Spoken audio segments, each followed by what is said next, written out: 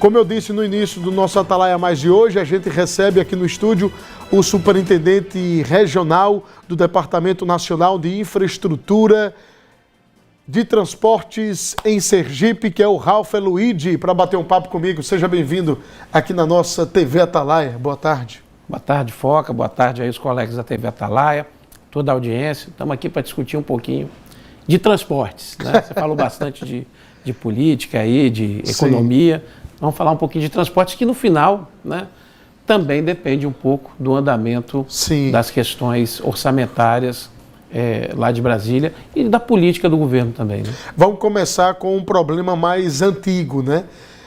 Que é justamente essa duplicação da BR-101, que se arrasta aí há quantos anos? Há mais de 25 anos? Há mais. Se a gente pensar na BR-101 Nordeste como um todo... Mas o trecho Sergipe. A Nordeste começou no meio pro final dos anos 90, e aqui em Sergipe no início dos anos 2000, ali naquele trecho, no trecho que sai daqui de Aracaju, com destino à Estância, e também no trecho que sai de Aracaju, primeiro segmento, passando ali para o Nossa Senhora do Socorro, indo até Pedra Branca. Foram os primeiros dois segmentos que foram duplicados. Isso foi avançando ao longo dos últimos 20 anos, e agora a gente tem o desafio aí, Foca, que eu chamo de desafio, é uma coisa importante e se mostra bastante resiliente, que é essa questão da gente efetivamente concluir esses 12, quase 13 quilômetros que estão faltando, e que a gente está dando o sprint final aí. 13 quilômetros? 13 quilômetros, eram 25, né? Aí nós fizemos 11 quilômetros aí ao longo dos últimos meses, e agora a gente precisa de concluir mais 13 quilômetros, e tem alguns percalços aí para a gente fazer isso. Então são 13 quilômetros só no trecho da duplicação da 101 em Sergipe. Agora nesse trecho norte, no né? Trecho norte. No trecho Entre norte. Nossa Senhora do Socorro e Propriá. Isso é aí, isso? Isso aí. Quais são os trechos ali que estão faltando? Então, quando você observa ali saindo da entrada de Carmópolis até a gente chegar em Pedra Branca, nesse segmento tem 25 quilômetros, né? Certo. Ali do quilômetro 51 até o quilômetro 78, que é ali na ponte sobre o Rio Sergipe, né? Nesse segmento de 25 quilômetros intercalados, nós temos ao longo ali esses 13 quilômetros. Então, entrada de Maruim, por exemplo, é um local que a gente precisa concluir a duplicação, porque a duplicação avançou, ela dá uma paradinha antes, pula, por assim dizer, a entrada de Maruim, indo para o Pati, tem mais o segmento duplicado. Então ali a gente tem um desafio. O viaduto sobre a Estrada de Ferro é outro local que a gente precisa concluir o processo de duplicação.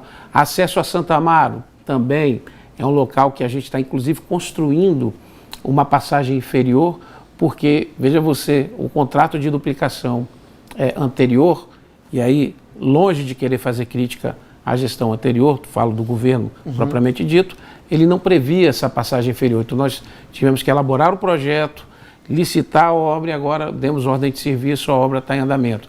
Então existem ainda alguns desafios que a gente precisa concluir, como por exemplo também ali em Pedra Branca tem um viaduto para ser construído, mas na saída da ponte Pedra Branca, todo mundo, saída que eu digo no sentido Maceió-Aracaju, né? Ou na entrada, se for sentido inverso, todo mundo observa que tem uma grande terraplenagem para fazer. Essa terraplenagem não estava previsto também no contrato atual. Nós tivemos que fazer uma licitação, contratá-la, já está contratado.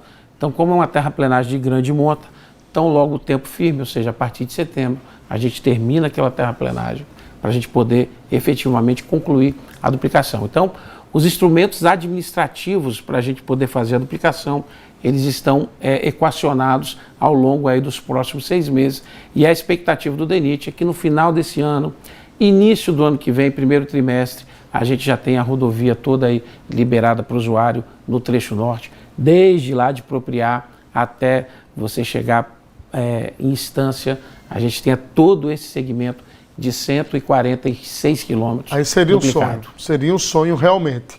O senhor falou aí desse trecho, aliás, são vários trechos, né, que juntos formam 13 quilômetros, exatamente, é isso? Exatamente. Pelo que o senhor falou, na verdade são trechos mais críticos, mais difíceis de se resolver. É isso? Então a parte mais difícil dessa obra, dessa duplicação desse trecho norte da 101, é na verdade esse período agora que vocês estão trabalhando, é isso? É isso, é o desafio maior, porque o que acontece, né? Pensa, para a sua audiência entender, você tem um rolo ou uma motoniveladora e um trator, né? E você vai fazer uma obra. Quando você tem uma extensão de 2 km para aquele rolo que compacta passar, ele vai lá, passa em 2 km, volta, e aí compacta a pista, depois você vem com asfalto. Estou sendo muito simplório, mas para o pessoal entender. Isso é uma coisa. Quando você tem 2 km contínuos, é uma coisa. Agora, quando você tem 4 pedaços de 500 metros, aí o rolo vai lá, passa 500 metros. Só que para ele ir para outro pedaço, ele tem que sair dali, fazer a remonta num caminhão, o caminhão tem que levar ele até outro lugar, ele tem que se desmontar do caminhão, isso é uma operação que leva tempo, para poder fazer os outros 500 metros. Então, quando você vai fazer isso num espaço de 2 km, são 4 trechos diferentes. Então, ele gasta quase 4 vezes mais tempo. E é isso que está acontecendo nessa obra. E a complexidade de cada trecho, né? E como ela é toda fatiada, a produtividade dos nossos contratados, das nossas empresas, acaba sendo a produtividade menor. E a gente tem aqui em Sergipe algo que é um pouco diferente, por exemplo, lá da região sudeste. Eu sou de lá, trabalhei muitos anos lá também. Na região sudeste, você chega mais ou menos em abril e você vai até outubro e novembro com tempo seco. Você consegue trabalhar de maneira contínua e fazer uma previsão de tempos, de meses com alta produtividade, com mais tranquilidade que aqui em Sergipe. Sergipe, você chega em abril e perpassa abril, maio, junho, principalmente, o início e até o final de julho, pega um pedaço de agosto. Ano passado nós fomos até setembro com muita chuva e na terraplenagem especificamente, se você fez a compactação, fez a terraplenagem, fez a compactação, choveu, a chance de você perder o serviço é quase 100%. Então, é um período de muita baixa produtividade. Aí você precisa avançar, principalmente no período de seco, para que a gente possa aí efetivamente concluir a obra. A sorte é que falta muito pouco de terraplenagem para fazer. Mais de 80% da terraplenagem já está pronta da obra. Então, nós vamos pegar agora em agosto, concluir os trechos de terraplenagem que falta até outubro. Em novembro, dezembro e janeiro, a gente conclui todo o processo de pavimentação. Essa é a expectativa do DENIT. E o trecho sul, depois de Estância até a divisa lá com o estado da Bahia, se eu não me engano é em Cristinápolis, né? Cristinápolis. Já foi licitada essa obra? Já, o processo licitatório do lote 1 desse trecho está praticamente concluído. As propostas foram apresentadas há 2 semanas atrás. A gente já tem uma empresa que está só olhando a habilitação da documentação para que o contrato seja assinado. E aí, Foca, eu queria até me estender um pouquinho mais e ir até Feira de Santana, porque na realidade a duplicação ela sai de Estância e ela vai até Feira. Esse é o planejamento do DENIT, um órgão, né, federal. Então, esse empreendimento, a parte de Feira de Santana são 2 lotes de licitação. A parte de Sergipe são 3 lotes de licitação. Nós já licitamos o primeiro lote, o segundo e o terceiro, a licitação está em andamento, está na fase interna, em andamento. E o trecho da Bahia é maior do que o de Sergipe? É maior. A impressão que dá é que é menor, né? Não, Sergipe Distância até Cristinápolis, são 3 lotes?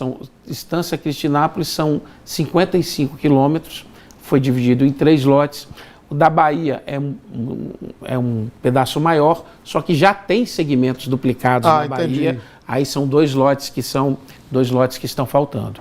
Então, nesses 5 lotes, aí a expectativa do DENIT é que os 5 lotes estejam em execução de obras no início do ano que vem. Da parte de Sergipe, a expectativa ela está se consolidando. A gente entende que no final desse ano nós já devemos ter obras no primeiro dos 3 lotes. E no início do ano que vem, a gente também vai ter obras, tanto no lote 5.2 quanto 5.3, que passa, inclusive, por Cristinápolis e também passa por Umbaúba. E a gente tem um desafio, se me permita avançar, Sim. que Cristinápolis e Umbaúba são cidades que, hoje, parte da economia depende do transporte rodoviário da 101. Né? E a gente tem um desafio de, além de fazermos o contorno rodoviário, fazemos também a travessia urbana da cidade, de forma que aquele comerciante que vive de quem passa pela BR-101, ele não seja tão impactado e a cidade continue funcionando e continue sendo atrativo para as pessoas pararem, fazer um lanche, abastecer, eventualmente dormir. No caso específico de Cristinápolis, fazer até a feira, porque tem uma feira ao longo da rodovia. Então a gente está estudando, inclusive, a construção de uma área dedicada a esse tipo de coisa. E em conjunto com o governo do estado aqui de Sergipe, do nosso governador Fábio Mitidieri, há uma expectativa também de, nas proximidades de Cristinápolis, ser construído um PPD, que é um ponto de parada e descanso para os caminhoneiros, que é um empreendimento muito interessante, que ofere segurança principalmente para o caminhoneiro que está saindo, fazendo uma viagem de longa distância, saiu do norte do Brasil, ou saiu lá do Ceará, por exemplo, está passando por aqui, já está de noite, ele vai ter um lugar específico, iluminado, com segurança, com banheiro, para ele poder parar, descansar, dormir e seguir viagem depois. Então vamos lá, esses 5 lotes, os 3 em Sergipe, os 2 na Bahia, já foram licitados. Estão em licitação. Estão em licitação, Estão certo. em licitação. Aí agora, claro, as propostas serão abertas. Algumas das propostas já foram até abertas. Ah, certo. E a 235, a duplicação da 235, trecho Socorro, né, ali naquele viaduto, né, entre a 235 e a 101, Sim. naquele trecho até Itabaiana. É possível? É um sonho que vai ser realizado? Ali é um sonho, nós já assinamos o contrato de projeto, o projeto está em fase de elaboração, ele foi bem dividido, tem uma discussão muito forte nesse segmento, sabe, Foca, de como é que a gente vai vencer o desafio do Parque Nacional. Existe o Parque Nacional de Itabaiana, ele é um elemento ambiental que existe ali, a gente não pode negar, e a gente precisa dialogar com o IBAMA, estamos fazendo isso. E com o ICMBio também. Com o ICMBio também, para que possamos obter o licenciamento e realizarmos as medidas compensatórias decorrentes. Por exemplo, uma coisa que estamos estudando também, que visa a segurança de trânsito e pode ajudar a questão ambiental, é ali no Cafuz, na região do Cafuz. Não sei se você, cidadão, conhece, indo daqui para cá, daqui para Itabaiana de Aracaju, Itabaiana, mais ou menos ali no quilômetro 30, 29 e 30, tem uma sequência de curvas muito próxima também do Parque Nacional, que a nossa ideia, inclusive, é não duplicar aquele segmento. A gente fazer um túnel de mais ou menos 700 metros, 770 metros, para que esse túnel, ele tem 2 grandes vantagens. Primeiro, vai encurtar o traçado, aumentar a segurança, porque ali é uma região que a curva, por mais critério que você tenha ao vencer a curva, sempre há um risco de quem esteja do outro lado não esteja respeitando a legislação de trânsito. Então, segurança de trânsito. E segundo, nós não vamos ter que fazer nenhum procedimento ambiental mais severo, suprimir vegetação, né, ou outro tipo de ação dessa natureza, porque ele passaria por dentro do maciço rochoso. Então, dentro desse contexto, o DENIT está estudando a gente fazer um túnel lá, e isso é algo que eu considero bastante relevante. Já está no estudo? Está no estudo. Está no estudo, e a nossa expectativa é que o projeto ele esteja pronto até o final desse ano. Agora, o senhor falou aí da BR-235, desses túneis. Aliás, um túnel só, não é isso? É um túnel, pronto. E falou do problema aí relacionado ao Parque Nacional Serra de Itabaiana. A rodovia estadual, que foi feita lá no governo Jackson, no final do primeiro mandato de Jackson, em 2014, 2015, já se vão aí quase 10 anos dessa obra, e a obra não foi concluída entre Itabaiana e Itaporanga, justamente por trechos da rodovia que passam, né, dentro do Parque Nacional Serra de Itabaiana. Então tem esse problema ambiental. A obra da duplicação da 235 pode passar por esse mesmo problema também, de ser embargada por conta justamente de liberação, e aí, claro que tem que estar no estudo, né? Tem que ser bem conversado, porque eu acho que lá atrás, essa rodovia para Itaporanga, a turma não teve esse cuidado, né, Ralf? Então, esse para mim hoje, no projeto da duplicação da 235, é o nosso maior desafio. Sim.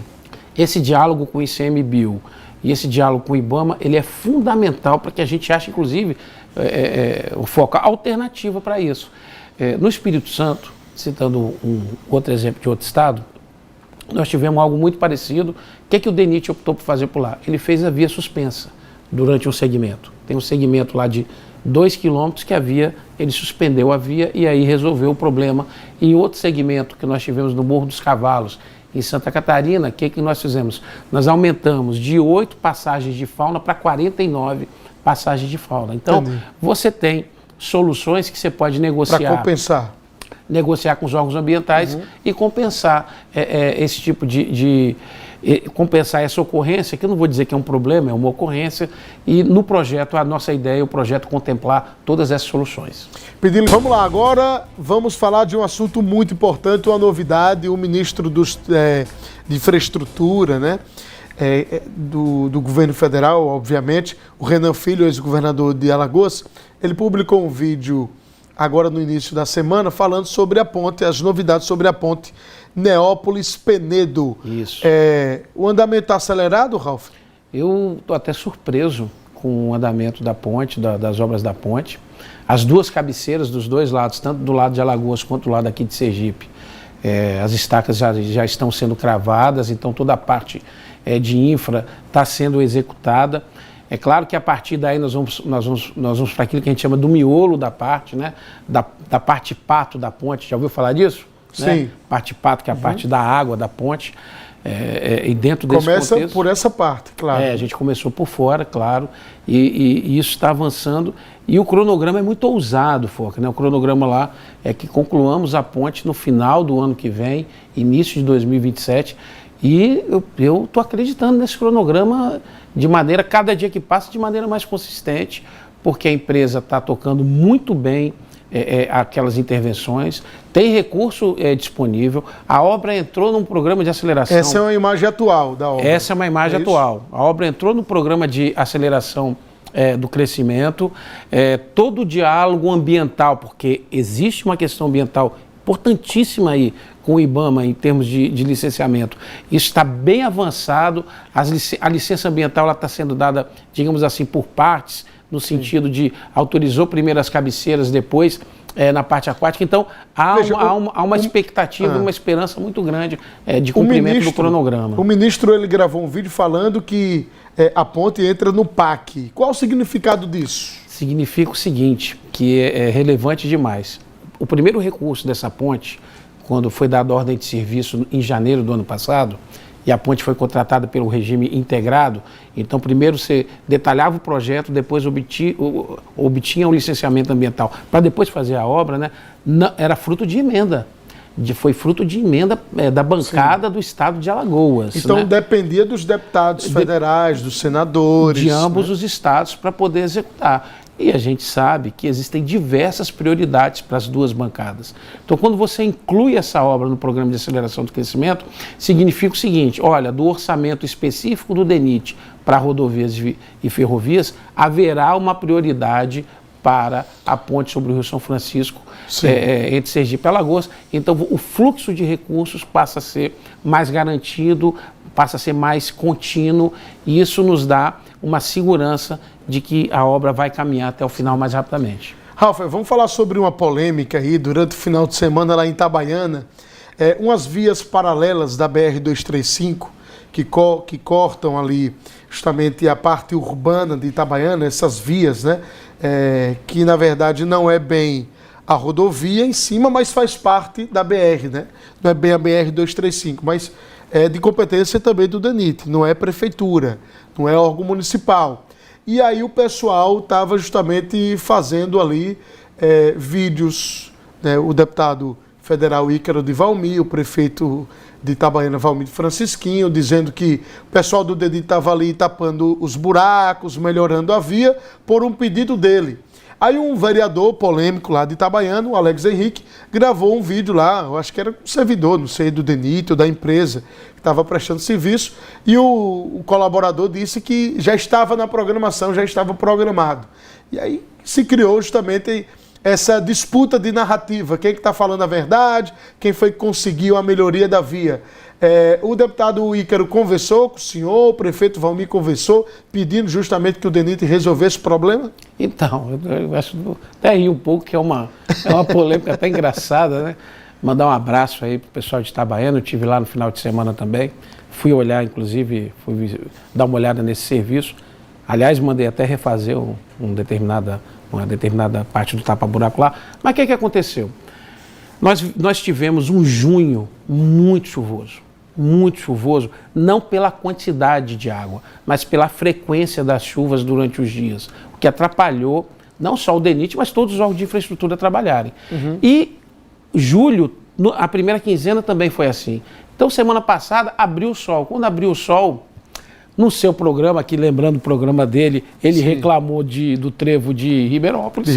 Lembra disso? No trevo. Reclamou do trevo de Ribeirópolis. E aí nós fizemos, baseado também na solicitação dos seus ouvintes, nós fizemos uma programação que previa fazer primeiro o trevo de Ribeirópolis, primeiro a pista central, que é onde passa mais veículos, depois o trevo de Ribeirópolis, depois as ruas de Itabaiana e depois as demais ruas laterais da 235. Esse era o contexto da programação que o DENIT fez. Só que as ruas laterais de Itabaiana estavam previstas para que nós fizéssemos a partir de segunda-feira. E a situação estava realmente bastante crítica. E na quinta-feira o deputado me ligou, o deputado Ícaro de Valmir me ligou, me alertou. Ele, inclusive, mandou um vídeo da situação. Então, a programação seria que o DENIT iria começar as melhorias ontem, né? Ontem, iria começar ontem. Então, vocês adiantaram. A gente adiantou. Certo. De que, por conta do pedido do deputado. O pedido também, o pedido de um parlamentar muito importante. Então, a gente viu que na sexta-feira o tempo estava bom, aí eu conversei tanto com o fiscal do DENIT, o engenheiro fiscal do DENIT, quanto também com o prestador de serviço, e nós... Já na sexta-feira nós fomos para lá, atendendo também essa solicitação do parlamentar, que bem ou mal, é o representante do povo, e nesse caso, na minha visão, agiu corretamente. Mas os dois estavam certos. Existia uma programação e a gente adiantou um pouco a programação. Então, só acho que no final o importante é que a gente tem que tapar o buraco. Exatamente. E que o tempo ajudou a gente. Exatamente. Ralf, obrigado pela sua vinda aqui, força no trabalho, porque não é fácil não, viu, lidar com as vias, com as BRs que cortam o nosso estado. Muito obrigado pela vinda. Eu é que agradeço, sempre que puder estou aqui presente e fazendo não é propaganda não, tá gente? Fazendo um detalhe, ó, aqui eu estou tomando suco Maratá, que é de Sergipe, e eu não vou tomar o suco da concorrência, porque hoje o Vasco vai massacrar esses caras. Entendi a piada. O Vasco vai massacrar esses caras hoje à noite. Um abraço, gente. É vascaíno, sofredor. Você viu aí, Fabão? Você vai ver hoje. Será? Tem vascaíno otimista por aí, viu? Forte abraço a você, obrigado pelo carinho da amizade, o carinho da audiência. Amanhã, Sônia Meira aqui comigo.